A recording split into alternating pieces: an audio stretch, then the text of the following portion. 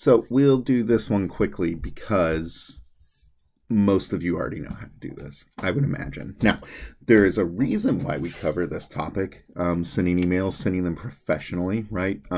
All of you, most of you have sent me emails. A lot of you have sent me emails. I've read those emails. There's a reason we cover this. This is not just your section, students in general, right?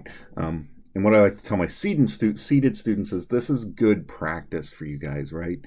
Send them to me. Send them to somebody who can't fire you or who can't make a decision on whether or not you get to keep your internship, right?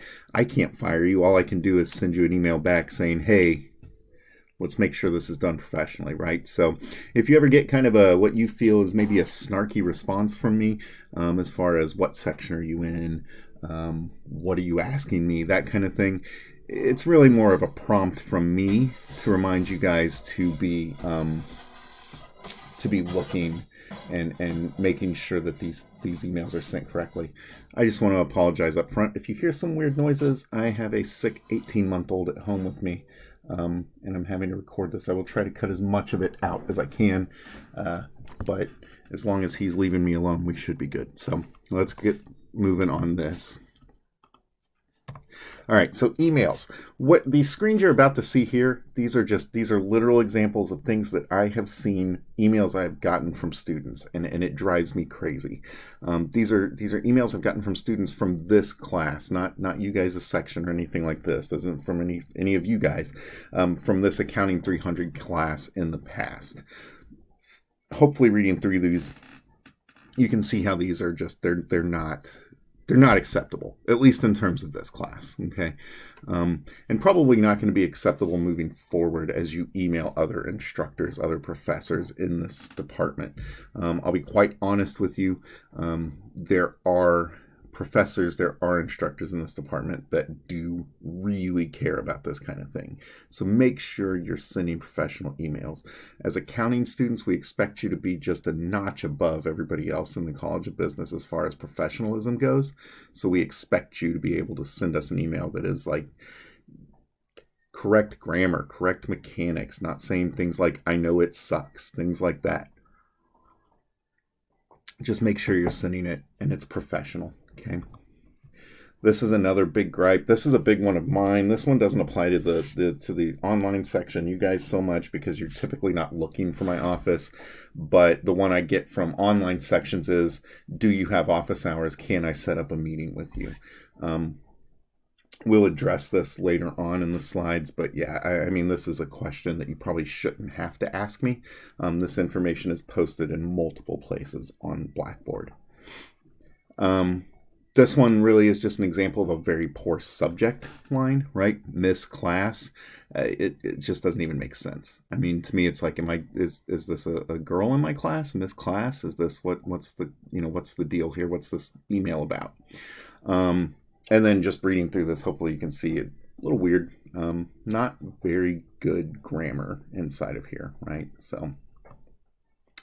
So those email don'ts, those are just some examples of things that I've seen in emails that you really need to stay away from. Just make sure that when you send an email, especially in this class, that it's set up in a way that you would send it to your boss at work, right? I don't want to have to kick back a quote-unquote snarky response to you guys.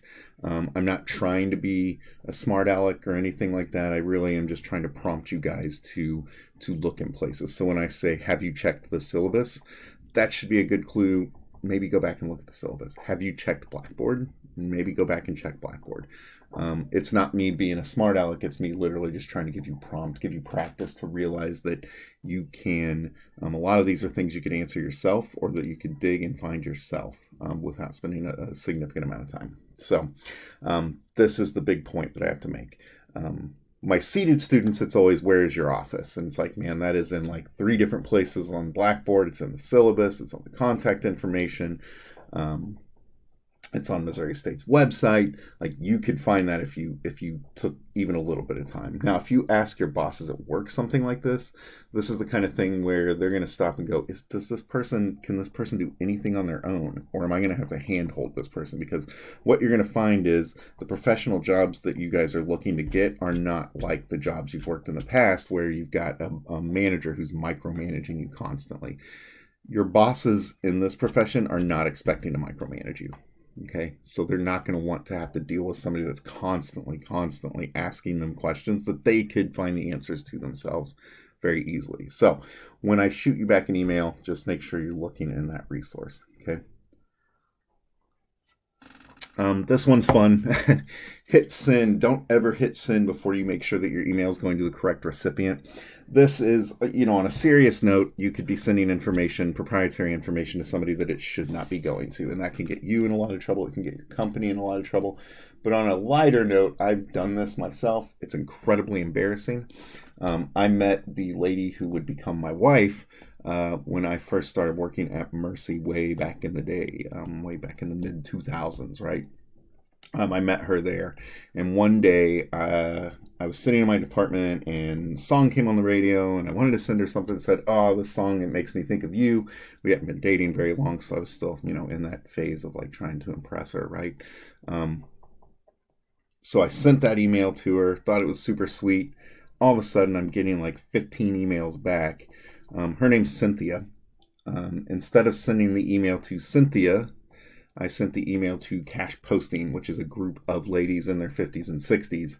And I never heard the end of that. It was incredibly embarrassing. So just make sure you're you don't hit send before you check that the email is going to the right place, right?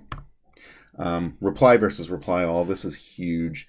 When I worked at Mercy, I just try to give you guys some ideas, some examples of things that I have seen happen in a professional environment. And this used to happen about once a month at Mercy. Mercy has about several thousand employees, somewhere up. It's north of 10,000 employees for sure. It's probably larger than that. I haven't been there for several years. They are constantly acquiring new facilities, so I would imagine it's way north of that, probably closer to 20,000 now. But they have an email group that goes to every single coworker that works for Mercy, regardless of location. About once a month, you would get somebody accidentally send an email to that group, and it goes to everybody. And then you have one person who hits reply all and says, "I don't understand why I'm on this group. Please remove me from this email chain." And now you've got 10,000 people doing that. You can imagine the chaos that causes for the email servers. It's just an annoyance, and it's because people just don't pay any attention. You just pay attention. Make sure you're only replying to who you need to reply to. Don't reply all. My favorite ones in those chains were the people that replied all in all caps saying "stop replying to all." Those always made me laugh. The irony made me laugh. Emailing a client's confidential information to someone else. This goes along with making sure you're sending it to the right recipient, right? Again, at Mercy, just another good example, we dealt with PHI. It's personal health information. It's proprietary. It's things like social security numbers, birth dates, all that good stuff. And we were dealing with that kind of information. Not me personally so much. Typically, we didn't deal at the patient level. We were dealing at the patient revenue level, so much higher level than that. But I did have friends that worked in departments where they did deal with individual patients. And if you accidentally sent the wrong information to the wrong person, it was lawsuits. It was a big deal. It was a big deal. So just make sure you're not sending confidential information to someone else. Usually we had a way of coding that. You would, for instance, the databases that we use, typically speaking, once the data had been transformed and loaded into the new database, typically you didn't see social security numbers. You would see the last four of the social security number. Everything else was X'd out leading up to that.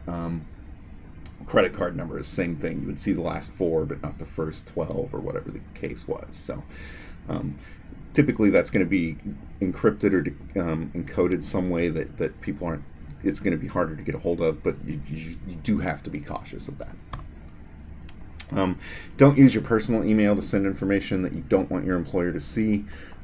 Just don't use your personal email for work, right? That's why here at Missouri State, we ask you guys to not send us emails through like your Gmail or Yahoo account or whatever it is you're using. If you send me an email for this class through one of those, through an email that's not your university email, I'm not going to answer it. So you're going to sit there and wonder why I haven't responded to your email.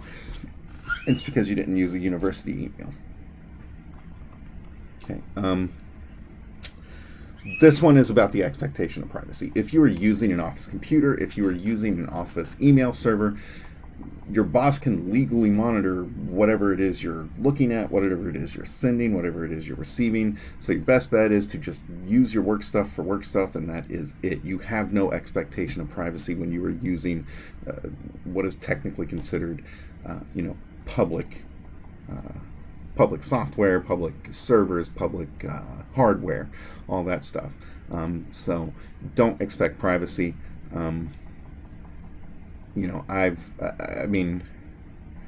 Another example from Mercy, I worked in an office with a guy. We worked in the same room, very small team.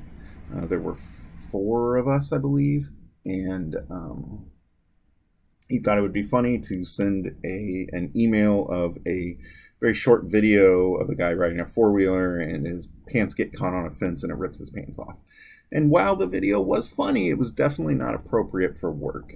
And the mistake he made is he sent it to everybody in our department, which, like I said, was only 4 or 5 of us.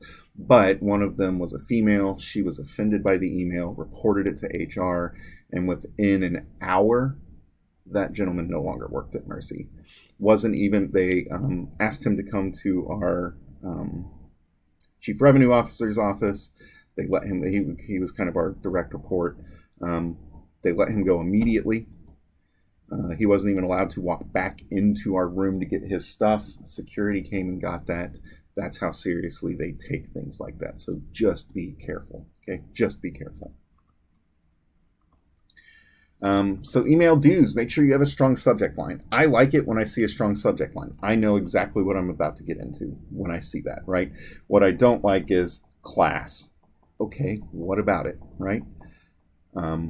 So an example would be like, if you're setting up a meeting, don't just say, hey, meeting, right? In your subject line, say, there's a required staff meeting May 19th at 3 p.m. Okay, that is a better way to do it.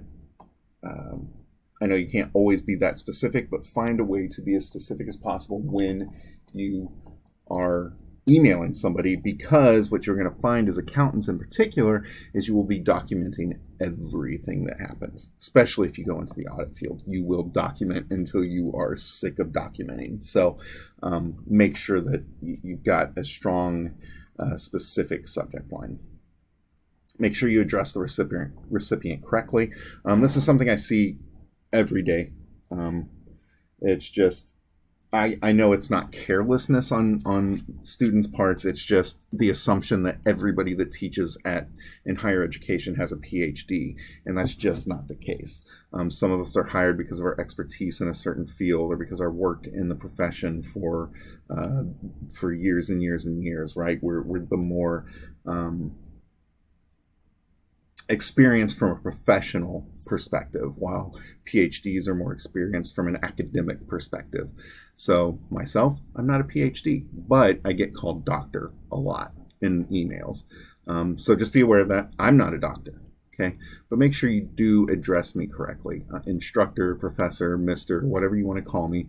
However, I will tell you that I know there are instructors in this department that are big on the formalities. So if you don't address them as doctor or mister or Mrs. or whatever it is they feel they should be addressed as, and they deserve to be addressed as, it will come back on you. So just make sure you're using these formal titles correctly. Proofread before you send it. That's obvious. I've told you guys before, you need to be proofreading, editing, revising, and rewriting everything you do. That doesn't mean every single email needs a rewrite, but if you're sending an email that could be taken poorly, could be taken badly by somebody, if it is a bad news email, you want to review it. You want to have somebody else review it before you send it. Myself, personally, if I'm going to send a bad news email, I have my GAs, so Austin and Jenna, I'll have them review it for me, or Jamie if it's for my 201 classes. So just make sure you're proofreading. That should just go without saying for all of the writing we do. Okay. End it with an appropriate closing. Like, this is just, sincerely, best regards, thank you. Don't end it with any kind of colloquialism or anything like that. Cheers, peace out, see ya, nothing like that. just be careful. Make sure you're addressing the person you're addressing formally if you need to. Now, I will say my GAs, I've got a much more relaxed relationship with them, right? They probably do. I know Austin and I have a very relaxed relationship when it comes to email. So he will send me a goofy thing every once in a while. But that's fine. I work with Austin every day. I see Austin every day. I talk to him every day, right? Some of you guys I've never seen before. So you need to be more formal. But again, that's part of what this class is about, right? Building up those networks so that you can have those less formal relationships, right? Grammarly, we've said this early in the semester, make sure that you are using Grammarly or some kind of grammar check, okay? So we'll end that video here. That's just the email video. Make sure that you are aware of how important email is. Like I said early in the video, use this class as practice. I can't fire you. I can't tell you we're not bringing you back for another internship. You know, practice with me. Don't take anything that I say or send back to you to heart. Just know it is me trying to prompt you to do better, right? If you do have more questions, please contact me. Don't let it sit by the wayside. I know I'm very bad about looking at that discussion board post. I apologize for that. That is my fault. That is something I'm trying to get better at. So sometimes your best option is to just email me directly. I pay very close attention to my email. Usually answer those within just a few minutes or a couple hours at most of the time. So I'm trying to do better though, I promise. So the next video we'll talk about requesting references, because that'll be the assignment this week. Very easy, shouldn't take you guys too long, and we'll go over that.